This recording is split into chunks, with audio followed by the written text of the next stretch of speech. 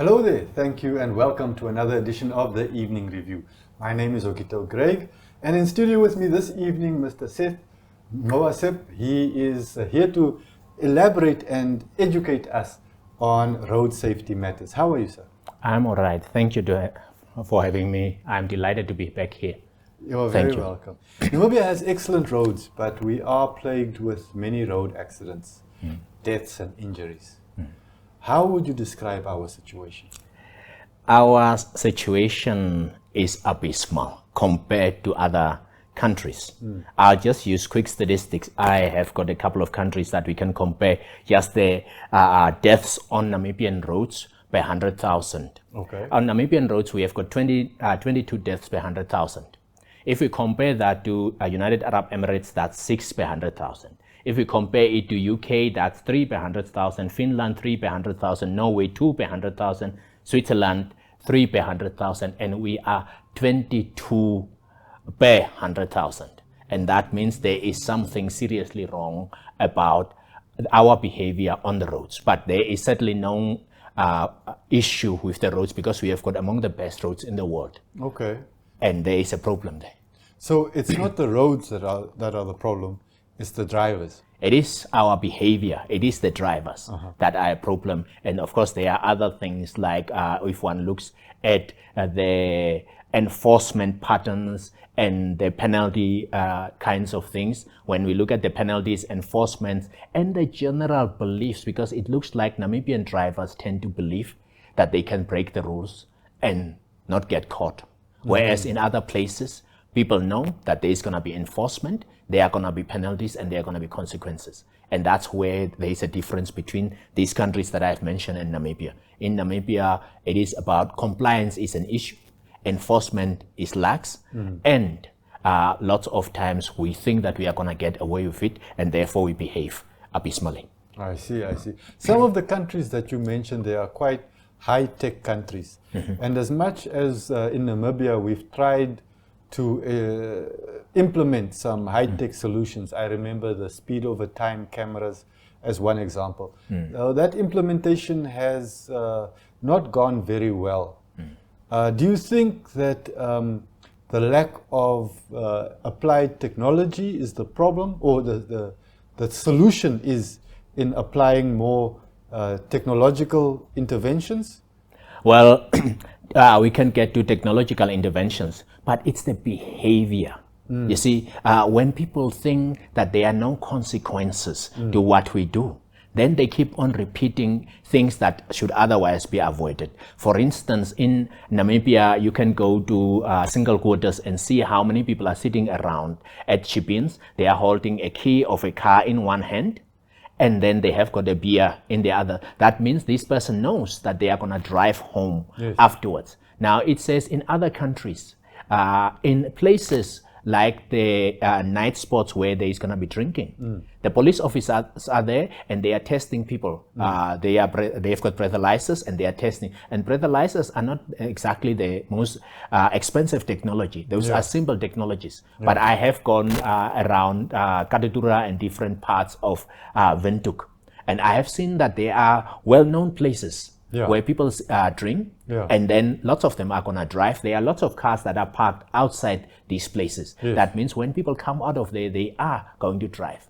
But there is no certainty that they are going to be breathalyzed, and there is no certainty that they are going to be caught, and there is no certainty that there are going to be penalties. It says, when I did a bit of research, it says it's the inconsistent application of penalties.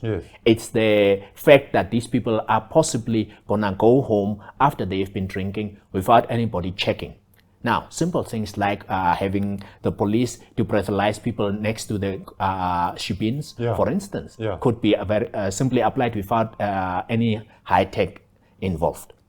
But I think you're a little bit unfair, because really, what other option do you have to get home?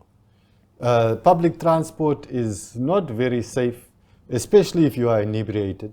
Taking a taxi, you are taking it at a risk. I myself have been robbed in a taxi where you got in without looking at who's in the back seat. And the other options are very expensive.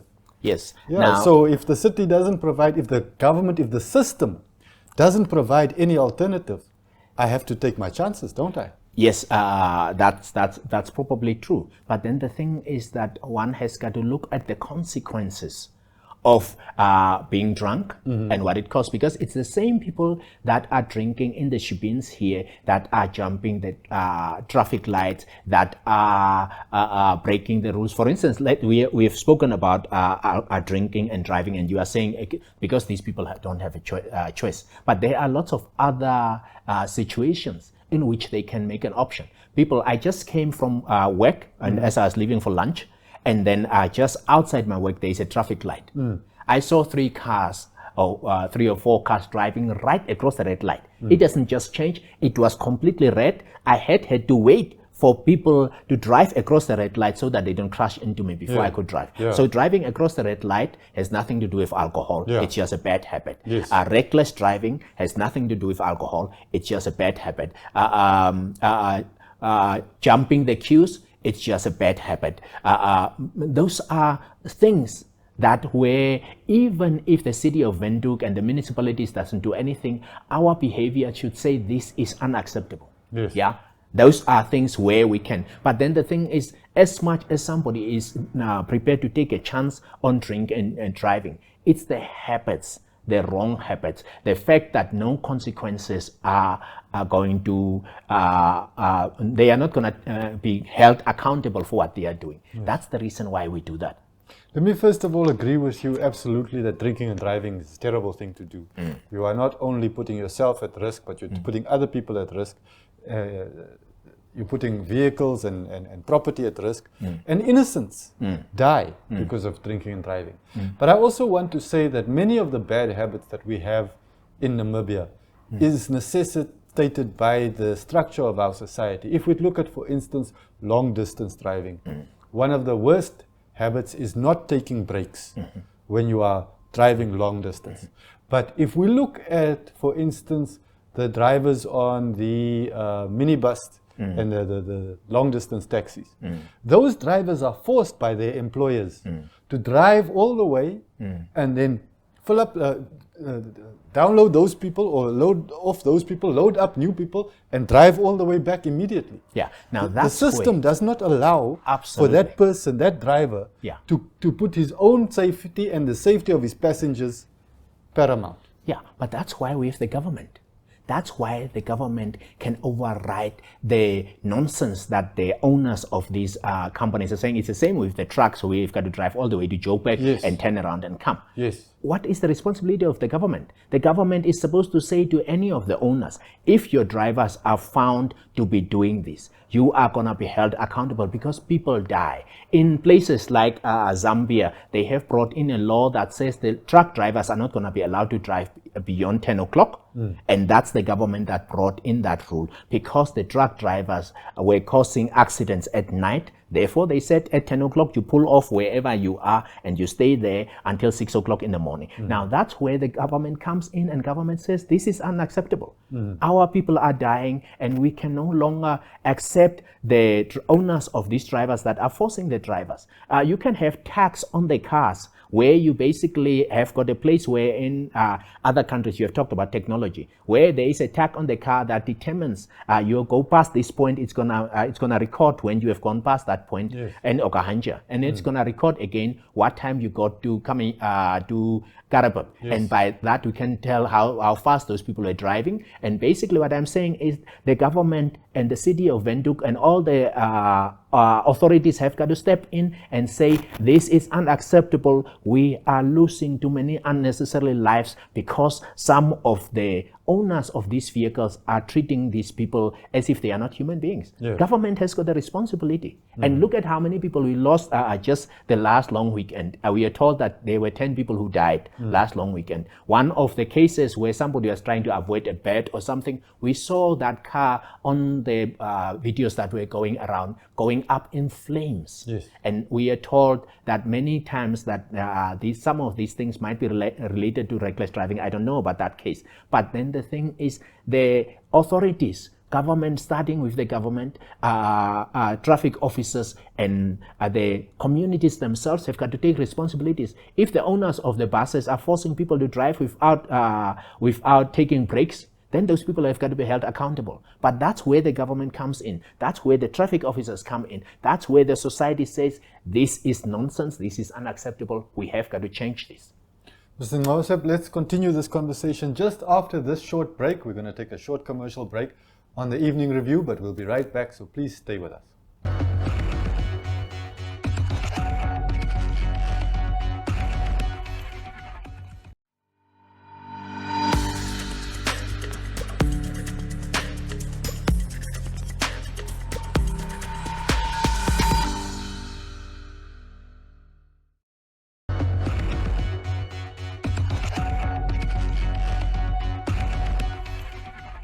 Welcome back to the evening review. My name is Okito Greg, and in studio with me, Mr. Nowaseb, who we are discussing the sensitive issue of road safety here in Namibia. And in our discussion earlier, it seems to keep coming back to behavior, people's behavior. But how do we change behavior in individuals, but more importantly, in a society? There are a number of things that we can do. If enforcement of the fine rules and regulations that we have are certain, people change when the penalties are severe. For instance, from this data that I've collected here, people who drive recklessly, people who drive with accidents that involve fatalities, where people die, sometimes get imprisoned. In other jurisdictions, you have got penalty systems where basically if you drive recklessly, not only do they confiscate your license, but they sometimes put penalties on your license like points, and then afterwards your licenses are confiscated, and sometimes your car is going to be confiscated. There are countries where they will take your car, and there are times where you will go to prison. Now, as a deterrent, when there is a guarantee that you are probably going to be caught, the penalties are going to be applied, and that they are not necessarily avoidable, or that you are not going to escape them. When there are those certainties, people are going to be careful. For instance, if people know that they are going to lose their license and they are not going to be able to drive, they are a taxi driver, and if they lose their license, they are going to lose their livelihoods, then they are going to know that they have got to be careful about these things. So some of these deterrents are, when they are consistently applied, people's behavior gradually changes. And for instance, I'll give an example. Namibians have gone and live in UK, and we have heard about all the antisocial behavior that they have there. But very quickly they have realized that those rules that says no drinking and driving are applied. There are cameras that are going to catch you, and when you are caught, the penalties are going to be swift, they are going to be severe, and they are going to be effective. And lots of Namibians who live and drive around in the UK obey the rules. So I'm saying that if we know that the penalties are going to apply, and they are going to be consistent, and they are going to be not things that you are going to sidestep and try to avoid, then people start to change. The change is going to be gradual. I think you are sketching a very utopian situation. I mean, this is Namibia. And in Namibia, we have certain kind of societal structures, even the line at the bank. If you are somebody important, you don't have to stand in line. You know, you can be somebody, and then the rules don't apply to you. And that is a system that we've inherited. It came from colonial through apartheid, and it still applies today. So I don't see how you want to apply that corrective measure within our Namibian reality. There will always be some Namibians who don't have to obey the rules. Obey the rules. Yes, so I'll give you an example. We are standing at Home Affairs in the queue, and a certain gentleman came and he told about how he has got to go and meet the minister and all of those kinds of things. He tried to jump the queue. Yes. The lady at the counter said, sir, can you go and stand in the queue? And he said, no, I have got this meeting and that meeting. And she said, sir, you can stay there. You can stay there as long as you want. If you don't stay in the queue, unfortunately, I'm not going to help you. Simple thing. I know that gentleman, and I saw what he was trying to do. He even came to talk to me. Until he went back to the queue, basically, He wasn't safe, and that was that lady there. In another case at the Home Office, again, there was this example of people where one person stands in the queue and keeps moving forward. When they are coming right to the end of the queue, 5 other people are coming in. I'm not going to mention which place they are from, but apparently from that place, that's common. 5 people come in and they said, we were here in the queue.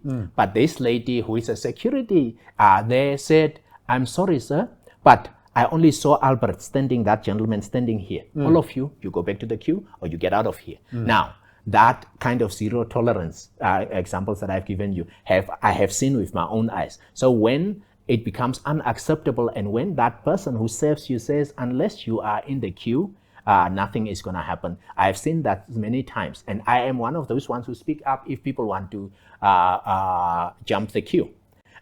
Older people are allowed to go in front of the queue in the banks and stuff like that. That's allowed. But they are, you see, behavior can be changed. I'll give you an example. There is a certain country, I'm not going to mention which one. That country, people were known for drinking too much.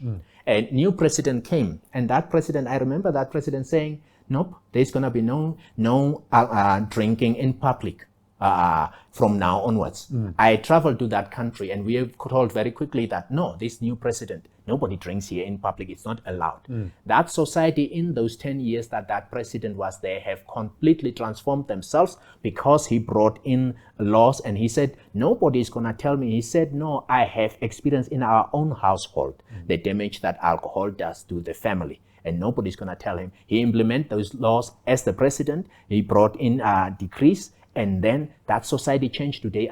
I go to that society quite a bit, and I've seen it those years ago, what it was like, and I know what it was like. One man decided this is unacceptable. He happened to be. We have presidents in this country. Yes. We have got police chiefs in this country. Yes.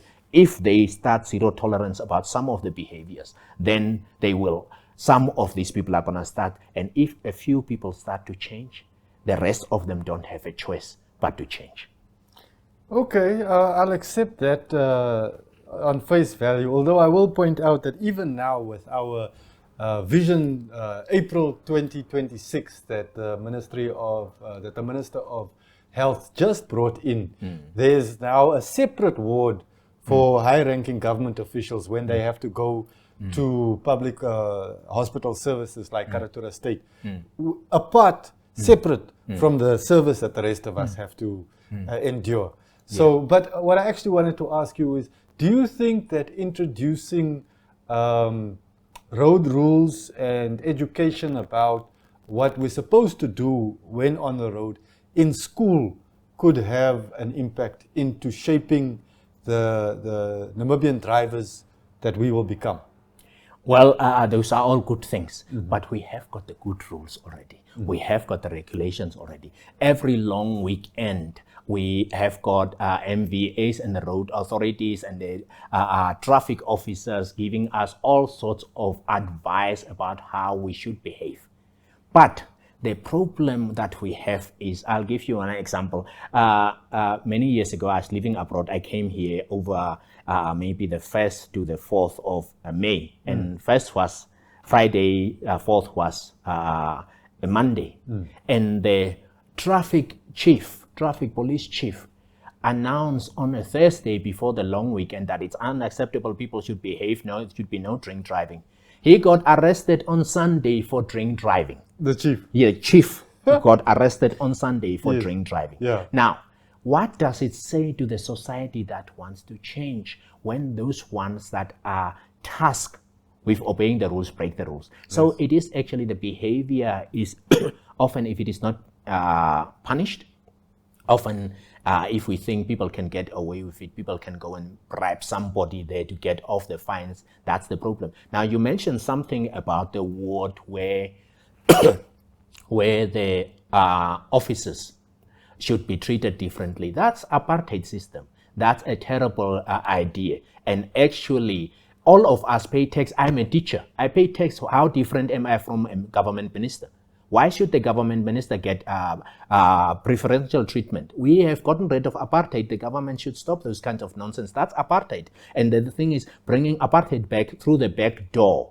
If the government, senior government officials have got to go to that ward every one of us who pay tax should be allowed to go do that work. That is absolute nonsense, and that brings those two-tier systems, and that brings the reasons why people don't do things properly is when we have got those kinds of nonsense where there is one rule for this group of people and the other rule for someone else. No, we are all citizens. We are all equal under law, and nobody should have these double standards where we should have those kinds of nonsense. And that's why people also, lots of important people break these rules because they think they can go and buy their way out of paying fines. Yeah. I agree with you, sir, but I also would like to emphasize that even if the system is not fair, that does not mean that I, as an individual, have to choose to participate in that unfair system. If I understand why the road rules are there, I can apply those road rules for my safety, the safety of my passengers, and even the safety of my fellow road users. I still have the opportunity for myself, an obligation to do what I know is right. Yes. Now, that is what should be. But there is a gulf between what should be and what happens in reality. And where do we take our cues from? We watch those people who are important people in the society. We watch their behavior and we try to mimic their behavior. So if our leaders drive safely, if our leaders obey the rules, if the police officers obey the rules, if the traffic officers don't try to avoid paying the fines, then the rest of us fall in line. But if we see that those ones who are in authority break the rules habitually, I remember a Chinese lady that had driven past a red light, and I actually found her at a certain place, and I asked her why she did that, and she said, yeah, everybody does it in this country. Another friend of mine from abroad, we were having this discussion about how we should do things, and she said, no, Seth, but it will never happen in this country because in Namibia people don't obey the simplest of rules. But why people don't obey simplest of rules is because there are no penalties that are consistently applied. I'm not saying penalties are not applied. They are not applied consistently. I know a case where somebody, drunken driver, went and hit a girl, about a 6-year-old girl, killed that girl, dropped the car somewhere, fled from one city to another, and he was drunk. And this person went, and a clever lawyer said there is inconsistency between this witness and that witness. That person is walking around free, and a child died. Now, what I'm saying is, first, in a society, we look up to important people. If the important people actually obey the rules, try not to get past the rules when they break them, then ordinary people follow. If the important people start attending hospitals, cathedral hospitals, and all of them, ordinary people who have got medical aids are going to do. But we always mimic what our leaders do. So it is incumbent on the leaders to do the right thing and set examples. When important people are involved in accidents, there should be an investigation that is open, and we should be told these kinds of things have happened and this is how this has been resolved. If we do it that way, hopefully people are going to start, and the children are also going to look at these things. You see, if our parliamentarians are fighting in the parliament, young people look at those kinds of things and they think it's okay to fight in the parliament. If our parliamentarians are insulting each other, the rest of the society thinks it's okay. So what I'm saying is the examples should be set by those who are in positions of authority, and if they have zero tolerance for drink driving, overtaking at wrong places. There are those drivers who drive the vehicles. We are queuing 6 of us here. They come right in front of us and try to force their way, and then the cars crash, and then we call it accidents. When people are drink driving, it's not an accident. When people are basically breaking the rules, whether they are jumping the traffic lights or not stopping at red lights, and cars crash into each other, those are not accidents. And it will change when people in authority, when the decrees come from the state house to tell the chief of police this is unacceptable. You have got 3 months to sort this out. There are countries where the state houses have given instructions, and said, this is not going to happen again. There is examples of how Tanzania has apparently transformed in a couple of months and over 2 years, because the president said the hospital is not going to be that dirty. These beds that are broken are not going to be dirty. We are trying to take those and saying the degrees from the State House should come and say to the police chief, fix it, or you are out. What is the police chief going to do if he knows that he's got 3 months, and if the accidents are not reduced, he's going to be fired? Thank you very much for your insight, sir, and for educating us. But unfortunately, we've come to the end of another evening review, so we're going to have to leave it there. I just want to stress that as much as we can rely on State House and the people in authority, we also have to hold ourselves accountable and keep each other safe. Absolutely, and that is part of the reason why we have got debate, is at least we can start talking about it. If we start talking about here, the communities are going to start talking about, the politicians are going to start talking about, and we hope that by bringing this thing to the fore, that people are going to think about how they behave on the roads. And with that, we'll say good night for tonight. That's the end of this evening review, but we'll be back tomorrow night, so please join us again. Goodbye. Goodbye.